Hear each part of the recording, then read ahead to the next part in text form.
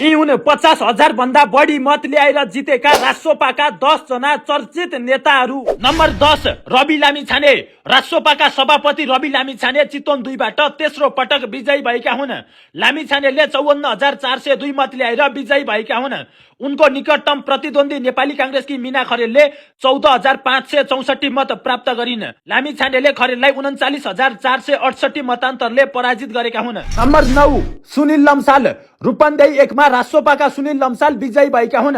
लम्साल 54,845 मत सहित फराकिलो मतान्तरले विजयी भएका हुन्। दोस्रो स्थानमा रहेका नेपाली कांग्रेसका हिरा केसीले 12,447 मत प्राप्त गरे। नम्बर 8 रुबिना आचार्य। मोरङ 6 मा रुबिना आचार्यले 55,513 मत ल्याएर विजयी हुँदा नेपाली कांग्रेसका उम्मेद्वार डाक्टर शेखर कोइराला 12,850 मत ल्याएर निकटतम प्रतिद्वन्दी भए। नम्बर 7 सुलभ खरेल।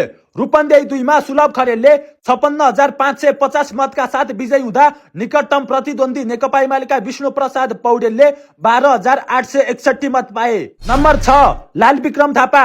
सुनसरी 2 मा लाल विक्रम थापा विजयी भएका हुन्। थापाले 57,348 मत प्राप्त गर्दै जित निकालेका हुन्। उनले निकटतम प्रतिस्पर्धी कांग्रेसका राजीव कोइरालालाई 41,277 मतान्तरले पराजित गरेका हुन्। कोइरालाले 16,071 मत मात्र प्राप्त गरेका छन्।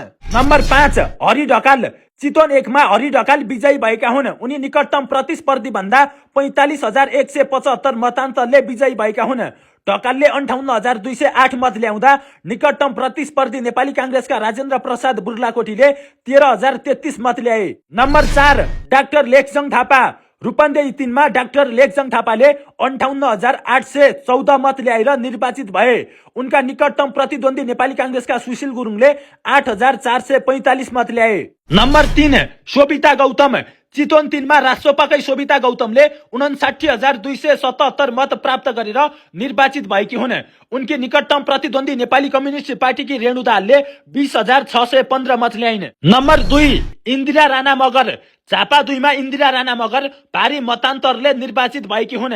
एमालेका उम्मेद्वार देवराज घिमिरेलाई 48,742 मतान्तरले हराउँदै राणा मगर प्रतिनिधि सभा सदस्यमा निर्वाचित भएकी हुन्।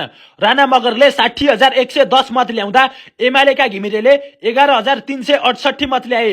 यसअघिको प्रतिनिधि सभामा घिमिरे सभामुख थिए भने राणा मगर उपसभामुख थिइन्। नम्बर 1 बालेन्द्र शाह बालेन। झापा 5 मा रासोपाका वरिष्ठ नेता बालेन शाहले करिब 2/3 मत पाएका छन्। एमाले अध्यक्ष तथा पूर्व प्रधानमन्त्री केपी शर्मा ओलीलाई 49,614 मतान्तरले उनले पराजित गरेका छन्। बालेनले 68,348 मत पाए। ओलीले 18,734 मत मात्र पाएका छन्। बालेनले पाएको मत नेपालको संसदीय इतिहासमै कुनै उम्मेद्वारले पाएको सर्वाधिक मत हो। 49,614 मतान्तरले झापामा बालेन शाह निर्वाचित भएका हुन्।